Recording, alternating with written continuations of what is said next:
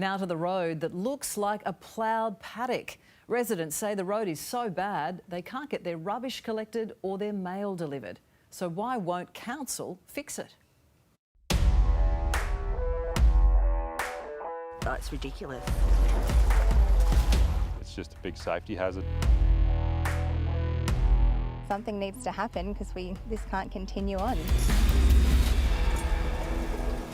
In Australia, we usually rely on local government for three things: roads, rates and rubbish.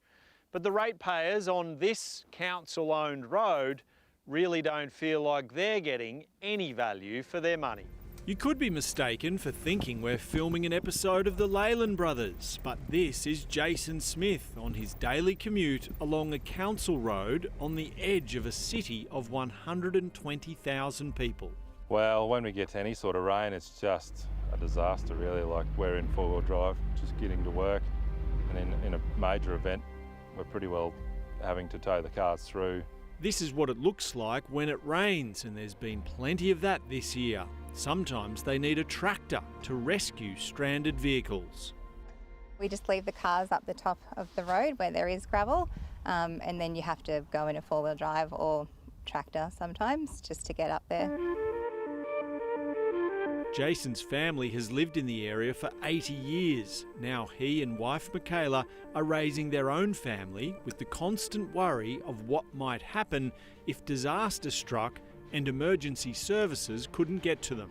We've got 3 small children, and yeah, if we had a fire, they can't get to our home. If we need an ambulance, they can't get to our home, and it is a bit of a worry. We've all been pretty lucky so far that no one's needed an ambulance or a fire brigade or anything like that, because there's no chance you'd get them down here at the moment, the way the road is. Leon Pettit also lives along the road with his 3-year-old daughter. Some of the ditches are almost bigger than her, which is why the garbage trucks have stopped coming, and Australia Post too.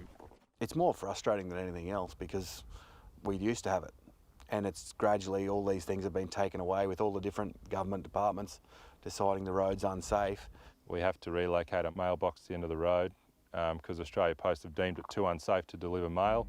This group of residents all use the road to access their properties and are frustrated with a lack of action from Toowoomba Regional Council. While their blocks may be rural, they share a postcode with the Toowoomba City residents nearby. There's great big holes, like massive holes. Michelle Finke lives at the end of the road. Even when it hasn't been raining, you can see how hard it is for her to get home. You can't get up the hill sometimes because it's washed away that much. A Telstra worker arrived while we were filming but took the sensible option of going on foot to do his job safely. You can see how dangerous it can be for taking a wrong turn at the wrong time along this road.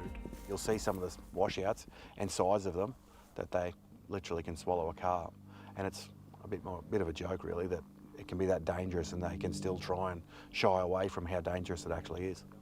The street sign even has a spelling mistake in it, which may give an idea of where the plight of Ozstrike Road residents sits with Toowoomba Regional Council.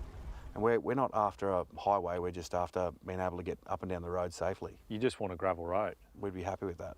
Council's informed residents that building an all-weather gravel road would cost between $200,000 and $400,000 per kilometre. I think it's astronomical really. Like, we gravel all our own internal roads ourselves, and it's nowhere near that. Must be a lot of people standing around watching when that gravel's going down. There's a lot of shovels involved. Councillor Carol Taylor provided a statement on behalf of Toowoomba Regional Council saying it is deemed an unformed road that is not maintained by Council. Council receives numerous requests of this nature each year, particularly in the wetter years, and while it would be lovely if every unformed road in our region could be upgraded, this is simply not affordable by either Council or the broader community we serve. The residents believe even some grading would make the road a lot safer in the meantime, but that's not allowed. Council is saying we're not allowed to touch the road because we'll be liable if someone was to hurt themselves. But the council won't do anything either because they say it's an unformed road. And we can't touch it or we'll be liable. So yeah, something needs to happen because this can't continue on. It's pretty incredible. Council says residents could upgrade the road themselves as long as it meets council's required standards. And good luck with that.